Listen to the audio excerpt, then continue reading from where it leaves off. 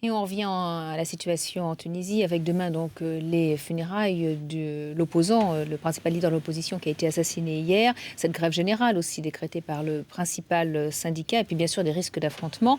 La France a donc décidé de fermer toutes ses écoles à Tunis demain et samedi.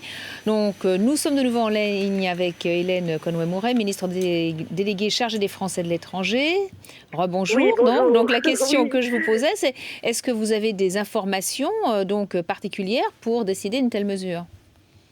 Alors, les informations particulières sont celles que vous venez d'évoquer, qui nous amènent à prendre des mesures de précaution, simplement pour ne pas exposer les enfants français qui seraient sur le chemin de l'école et qui se trouveraient peut-être en effet exposés à des risques indus. Vous avez parlé d'une grève générale, les écoles tunisiennes seront fermées, et bien les écoles françaises seront alignées sur ce qui se passe dans le pays.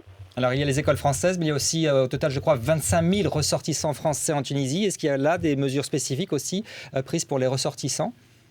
Non, simplement le poste leur a signalé de ne pas s'exposer, de ne pas sortir s'il y a des émeutes, enfin des mesures de précaution qu'ils prendraient n'importe où dans le monde.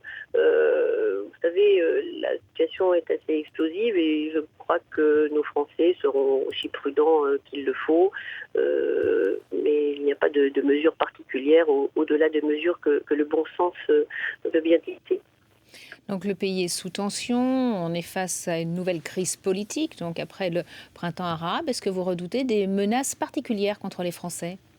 Non, vous savez, je rentre du Mali et du Niger pour faire le point sur les mesures de sécurité qui sont prises. Comme vous le savez, nous avons fermé notre établissement scolaire à Bamako, mais là de façon un petit peu plus pérenne, puisqu'il est prévu de l'ouvrir dans quelques semaines à nouveau.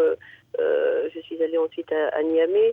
Il n'y a aucune comparaison entre les mesures de sécurité que nous devons prendre dans ces deux pays-là et ce qui se passe en Tunisie aujourd'hui. Nous sommes simplement vigilants.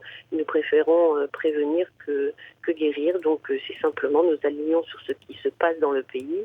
Les écoles seront fermées comme les écoles tunisiennes et nous demandons aux ressortissants français de ne pas prendre de risques inconsidérés. C'est tout.